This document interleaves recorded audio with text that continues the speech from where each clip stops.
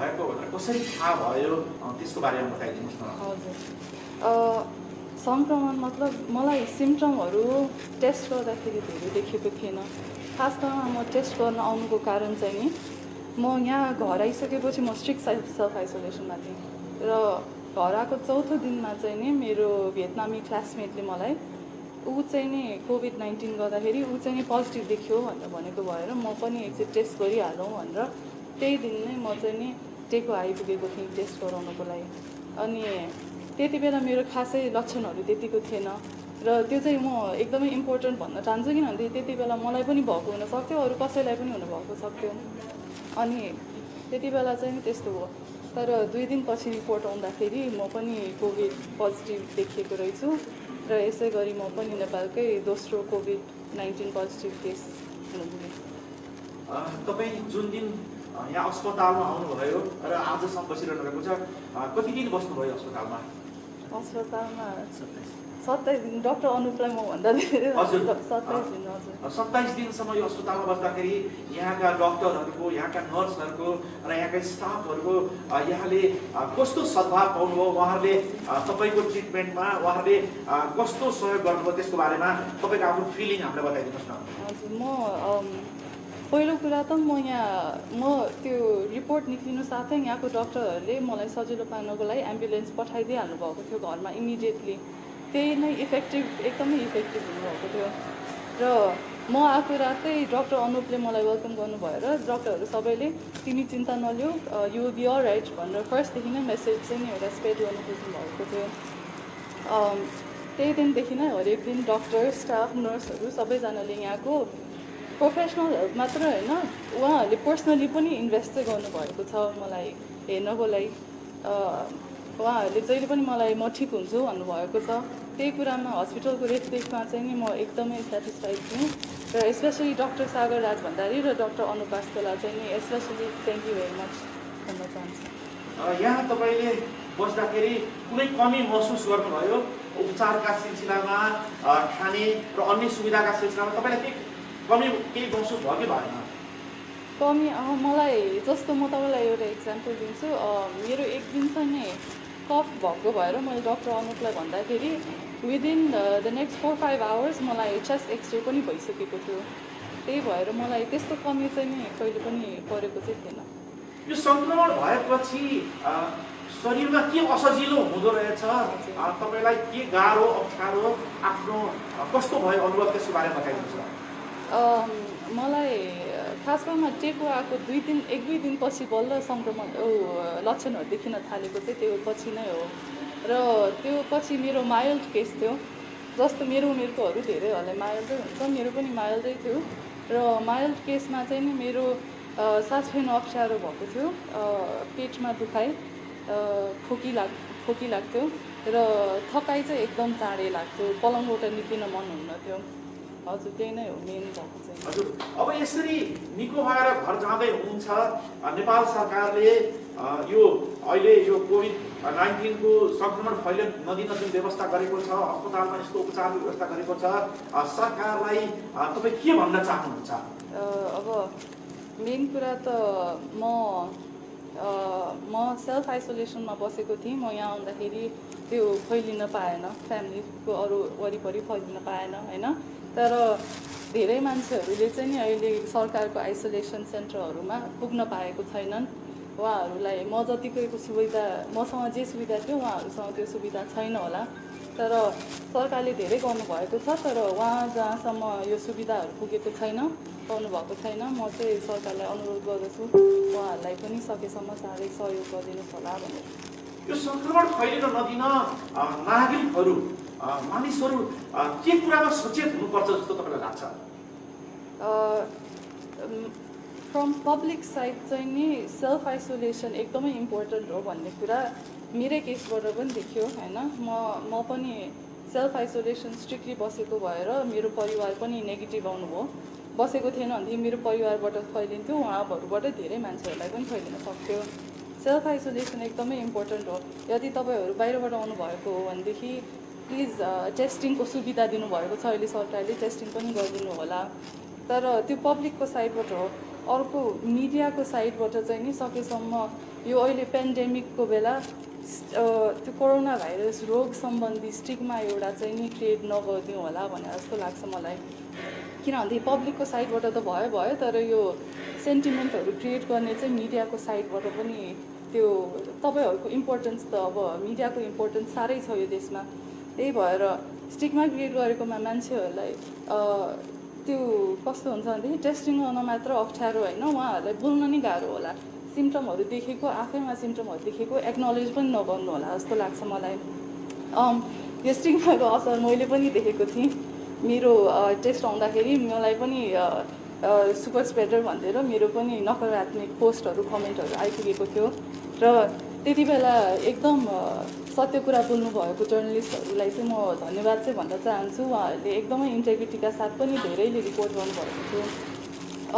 तर त्यही हो, पब्लिक साइडबाट चाहिँ नि सेल्फ आइसोलेसन एकदमै इम्पोर्टेन्ट छ र यता मिडियाको साइडबाट चाहिँ नि प्लिज स्टिग्मा चाहिँ नि क्रिएट नगरिदिनु होला भन्न चाहन्छु। हजुर, अब अहिले जसलाई रोग लागेको छैन, रोग नलागेका व्यक्तिहरूले के गर्यो भने सङ्क्रमणको शिकार हुनु पर्दैन भनेर तपाईँ सल्लाह दिन चाहनुहुन्छ?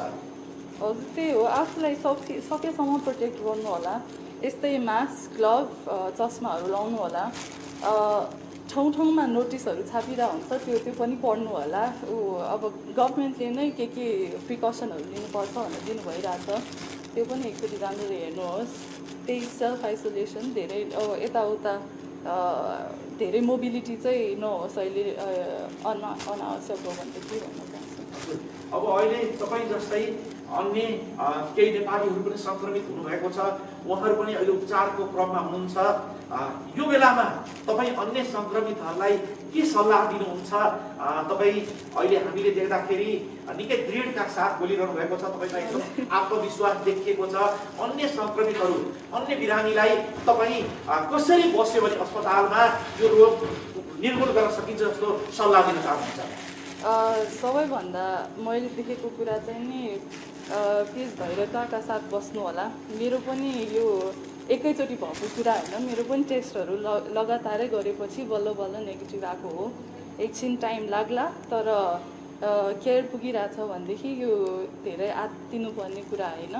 मतलब यो सिम्टमहरू नै कस्तो पऱ्यो भनेदेखि मनलाई एकदमै अत्ताउने खाले नै रहेछ भनौँ न, यो सास फेर्न गाह्रो हुने यताउति, त्यो सिम्टमहरू भए पनि प्लिज आत्मबल चाहिँ नि एकदमै बढाउनु होला र आफ्नो चाहिँ टेक केयर गर्नुहोस्, तर ठिक चाहिँ हुनुहुन्छ तपाईँ।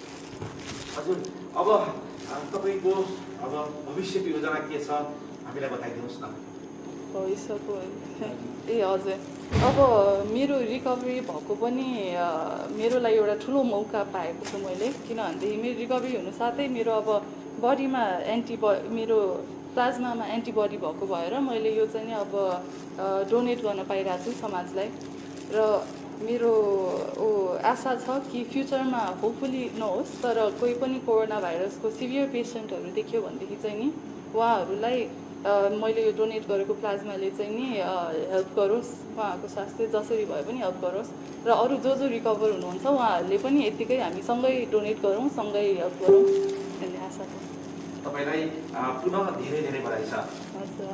भएको भनेर कसरी थाहा भयो त्यसको बारेमा बताइदिनुहोस् न। हजुर, सङ्क्रमण मतलब मलाई सिम्टमहरू टेस्ट गर्दाखेरि धेरै देखेको थिएन। खास गरेर म टेस्ट गर्न आउनुको कारण चाहिँ नि म यहाँ घर आइसकेपछि म स्ट्रिक्ट सेल्फ आइसोलेसनमा थिएँ र घर आएको चौथो दिनमा चाहिँ नि मेरो भियतनामी क्लासमेटले मलाई चाहिँ नि कोभिड-19 गर्दाखेरि चाहिँ नि पोजिटिभ देखियो भनेर भनेको भएर म पनि एकचोटि टेस्ट गरिहालौँ भनेर त्यही दिन नै म चाहिँ नि टेको आइपुगेको थिएँ टेस्ट गराउनको लागि। अनि त्यति बेला मेरो खासै लक्षणहरू त्यतिको थिएन र त्यो चाहिँ म एकदमै इम्पोर्टेन्ट भन्न चाहन्छु। किनभने त्यति बेला मलाई पनि भएको हुनसक्थ्यो, अरू कसैलाई पनि हुनुभएको सक्थ्यो। अनि त्यति बेला चाहिँ नि त्यस्तो हो। तर 2 दिनपछि रिपोर्ट आउँदाखेरि म पनि कोभिड पोजिटिभ देखिएको रहेछु र यसै गरी म पनि नेपालकै दोस्रो कोभिड-19 पोजिटिभ केस हुनुभयो। तपाईँ जुन दिन यहाँ अस्पतालमा आउनुभयो र आजसम्म बसिरहनु भएको छ, कति दिन बस्नुभयो अस्पतालमा? अस्पतालमा 27 दिन डक्टर अनुपलाई म भन्दा धेरै हजुर। 27 दिन हजुर 27 दिनसम्म यो अस्पतालमा बस्दाखेरि यहाँका डक्टरहरूको, यहाँका नर्सहरूको र यहाँका स्टाफहरूको यहाँले कस्तो सद्भाव पाउनुभयो, उहाँहरूले तपाईँको ट्रिटमेन्टमा उहाँहरूले कस्तो सहयोग गर्नुभयो त्यसको बारेमा तपाईँको आफ्नो फिलिङ हामीलाई बताइदिनुहोस् न। हजुर पहिलो कुरा त म त्यो रिपोर्ट निक्लिनु साथै यहाँको डक्टरहरूले मलाई सजिलो पार्नको लागि एम्बुलेन्स पठाइदिइहाल्नु भएको थियो घरमा इमिडिएटली। त्यही नै एकदमै इफेक्टिभ हुनुभएको थियो र म आएको रातै डक्टर अनुपले मलाई वेलकम गर्नुभयो र डक्टरहरू सबैले तिमी चिन्ता नलिऊ यु विल बी अलराइट भनेर फर्स्टदेखि नै मेसेज चाहिँ एउटा स्प्रेड गर्नु खोज्नु भएको थियो। त्यही दिनदेखि नै हरेक दिन डक्टर स्टाफ नर्सहरू सबैजनाले यहाँको प्रोफेसनलहरू मात्र होइन उहाँहरूले पर्सनली पनि इन्भेस्ट चाहिँ गर्नुभएको छ मलाई हेर्नको लागि। उहाँहरूले जहिले पनि मलाई म ठिक हुन्छु भन्नुभएको छ। त्यही कुरामा हस्पिटलको रेखदेखमा चाहिँ नि म एकदमै सेटिस्फाइड छु र स्पेसली डक्टर सागर राज भण्डारी र डक्टर अनुप वास्तोलाई चाहिँ नि especially thank you very much भन्न चाहन्छु। यहाँ तपाईँले बस्दाखेरि कुनै कमी महसुस गर्नुभयो उपचारका सिलसिलामा, खाने र अन्य सुविधाका सिलसिलामा तपाईँलाई केही महसुस भयो कि भएन? कमी मलाई जस्तो म तपाईँलाई एउटा इक्जाम्पल दिन्छु। मेरो एक दिन चाहिँ कफ भएको भएर मैले डक्टर अनुपलाई भन्दाखेरि विदिन द नेक्स्ट 4-5 आवर्स मलाई चेस्ट एक्सरे पनि भइसकेको थियो। त्यही भएर मलाई त्यस्तो कमी चाहिँ नि कहिले पनि परेको चाहिँ थिएन। यो सङ्क्रमण भएपछि शरीरमा के असजिलो हुँदो रहेछ, तपाईँलाई के गाह्रो अप्ठ्यारो आफ्नो कस्तो भयो अनुभव त्यसको बारेमा बताइदिनुहोस् न। मलाई खास गरीमा टेको आएको 1-2 दिनपछि बल्ल सङ्क्रमण लक्षणहरू देखिन थालेको चाहिँ त्यो पछि नै हो र त्यो पछि मेरो माइल्ड केस थियो। जस्तो मेरो उमेरकोहरू धेरैहरूलाई माइल्डै हुन्छ, मेरो पनि माइल्डै थियो र माइल्ड केसमा चाहिँ नि मेरो सास फेर्नु अप्ठ्यारो भएको थियो, पेटमा दुखाइ, खोकी लाग्थ्यो र थकाइ चाहिँ एकदम चाँडै लाग्थ्यो, पलङबाट निक्लिन मन हुन्न थियो। हजुर त्यही नै हो मेन भएको चाहिँ। हजुर अब यसरी निको भएर घर जाँदै हुनुहुन्छ, नेपाल सरकारले यो अहिले यो कोभिड-19 को सङ्क्रमण फैलिन नदिन जुन व्यवस्था गरेको छ, अस्पतालमा यस्तो उपचारको व्यवस्था गरेको छ, सरकारलाई तपाईँ के भन्न चाहनुहुन्छ? अब मेन कुरा त म सेल्फ आइसोलेसनमा बसेको थिएँ। म यहाँ आउँदाखेरि त्यो फैलिन पाएन, फ्यामिलीको अरू वरिपरि फैलिन पाएन होइन। तर धेरै मान्छेहरूले चाहिँ नि अहिले सरकारको आइसोलेसन सेन्टरहरूमा पुग्न पाएको छैनन्। उहाँहरूलाई म जतिको सुविधा मसँग जे सुविधा थियो उहाँहरूसँग त्यो सुविधा छैन होला, तर सरकारले धेरै गर्नुभएको छ। तर जहाँसम्म यो सुविधाहरू पुगेको छैन, पाउनुभएको छैन, म चाहिँ सरकारलाई अनुरोध गर्दछु उहाँहरूलाई पनि सकेसम्म साह्रै सहयोग गरिदिनुहोस् होला भनेर। यो सङ्क्रमण फैलिन नदिन नागरिकहरू मानिसहरू के कुरामा सचेत हुनुपर्छ जस्तो तपाईँलाई लाग्छ? फ्रम पब्लिक साइड चाहिँ नि सेल्फ आइसोलेसन एकदमै इम्पोर्टेन्ट हो भन्ने कुरा मेरै केसबाट पनि देखियो होइन। म पनि सेल्फ आइसोलेसन स्ट्रिक्टली बसेको भएर मेरो परिवार पनि नेगेटिभ आउनुभयो। बसेको थिएन भनेदेखि मेरो परिवारबाट फैलिन्थ्यो, उहाँहरूबाट धेरै मान्छेहरूलाई पनि फैलिन सक्थ्यो। सेल्फ आइसोलेसन एकदमै इम्पोर्टेन्ट हो। यदि तपाईँहरू बाहिरबाट आउनुभएको हो भनेदेखि प्लिज टेस्टिङको सुविधा दिनुभएको छ अहिले सरकारले, टेस्टिङ पनि गरिदिनु होला। तर त्यो पब्लिकको साइडबाट हो। अर्को मिडियाको साइडबाट चाहिँ नि सकेसम्म यो अहिले पेन्डेमिकको बेला त्यो कोरोना भाइरस रोग सम्बन्धी स्टिगमा एउटा चाहिँ नि क्रिएट नगरिदिउँ होला भनेर जस्तो लाग्छ मलाई। किनभने पब्लिकको साइडबाट त भयो, तर यो सेन्टिमेन्टहरू क्रिएट गर्ने चाहिँ मिडियाको साइडबाट पनि त्यो तपाईँहरूको इम्पोर्टेन्स त अब मिडियाको इम्पोर्टेन्स साह्रै छ यो देशमा। त्यही भएर स्टिगमा क्रिएट गरेकोमा मान्छेहरूलाई त्यो कस्तो हुन्छ भनेदेखि टेस्टिङ गर्न मात्र अप्ठ्यारो होइन, उहाँहरूलाई बोल्न नि गाह्रो होला। सिम्टमहरू देखेको आफैमा सिम्टमहरू देखेको एक्नोलेज पनि नगर्नु होला जस्तो लाग्छ मलाई। यो स्टिगमाको असर मैले पनि देखेको थिएँ। मेरो टेस्ट आउँदाखेरि मलाई पनि सुपर स्प्रेडर भनेर मेरो पनि नकारात्मक पोस्टहरू कमेन्टहरू आइपुगेको थियो र त्यति बेला एकदम सत्य कुरा बोल्नुभएको जर्नलिस्टहरूलाई चाहिँ म धन्यवाद चाहिँ भन्न चाहन्छु। उहाँहरूले एकदमै इन्टेग्रिटीका साथ पनि धेरैले रिपोर्ट गर्नुभएको थियो।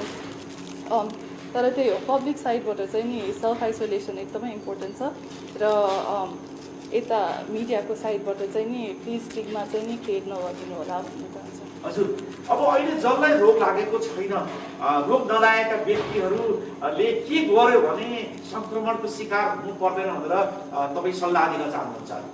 हजुर, त्यही हो, आफूलाई सकेसम्म प्रोटेक्ट गर्नु होला। यस्तै मास्क, ग्लभ, चस्माहरू लाउनु होला। ठाउँ ठाउँमा नोटिसहरू छापिँदा हुन्छ, त्यो पनि पढ्नु होला। अब गभर्मेन्टले नै के प्रिकसनहरू लिनुपर्छ भनेर दिनु भइरहेछ, त्यो पनि एकचोटि राम्ररी हेर्नुहोस्। त्यही सेल्फ आइसोलेसन, धेरै यताउता धेरै मोबिलिटी चाहिँ नहोस् अहिले अनावश्यक हो भने के भन्न चाहन्छु। अब अहिले तपाईँ जस्तै अन्य केही नेपालीहरू पनि सङ्क्रमित हुनुभएको छ, उहाँहरू पनि अहिले उपचारको क्रममा हुनुहुन्छ। यो बेलामा तपाईँ अन्य सङ्क्रमितहरूलाई के सल्लाह दिनुहुन्छ? तपाईँ अहिले हामीले देख्दाखेरि निकै दृढका साथ बोलिरहनु भएको छ, तपाईँमा एकदम आत्मविश्वास देखिएको छ। अन्य सङ्क्रमितहरू, अन्य बिरामीलाई तपाईँ कसरी बस्यो भने अस्पतालमा यो रोग निर्मूल गर्न सकिन्छ जस्तो सल्लाह दिन चाहनुहुन्छ? सबैभन्दा मैले देखेको कुरा चाहिँ नि प्लिज धैर्यताका साथ बस्नु होला। मेरो पनि यो एकैचोटि भएको कुरा होइन, मेरो पनि टेस्टहरू लगातारै गरेपछि बल्ल बल्ल नेगेटिभ आएको हो। एकछिन टाइम लाग्ला, तर केयर पुगिरहेछ भनेदेखि यो धेरै आत्तिनुपर्ने कुरा होइन। मतलब यो सिम्टमहरू नै कस्तो पऱ्यो भनेदेखि मनलाई एकदमै अत्ताउने खाले नै रहेछ भनौँ न, यो सास फेर्न गाह्रो हुने यताउति, त्यो सिम्टमहरू भए पनि प्लिज आत्मबल चाहिँ नि एकदमै बढाउनु होला र आफ्नो चाहिँ टेक केयर गर्नुहोस्, तर ठिक चाहिँ हुनुहुन्छ तपाईँ। हजुर, अब तपाईँको अब भविष्यको योजना के छ हामीलाई बताइदिनुहोस् न। भविष्यको हजुर, अब मेरो रिकभरी भएको पनि मेरो लागि एउटा ठुलो मौका पाएको छु मैले, किनभनेदेखि मेरो रिकभरी हुनु साथै मेरो अब बडीमा मेरो प्लाज्मामा एन्टिबडी भएको भएर मैले यो चाहिँ नि अब डोनेट गर्न पाइरहेको छु समाजलाई। र मेरो आशा छ कि फ्युचरमा होपफुली नहोस्, तर कोही पनि कोरोना भाइरसको सिभियर पेसेन्टहरू देख्यो भनेदेखि चाहिँ नि उहाँहरूलाई मैले यो डोनेट गरेको प्लाज्माले चाहिँ नि हेल्प गरोस्, उहाँहरूको स्वास्थ्य जसरी भए पनि हेल्प गरोस्। र अरू जो रिकभर हुनुहुन्छ उहाँहरूले पनि यत्तिकै हामी सँगै डोनेट गरौँ, सँगै हेल्प गरौँ भन्ने आशा छ। तपाईँलाई पुनः धेरै धेरै बधाई छ। हस्।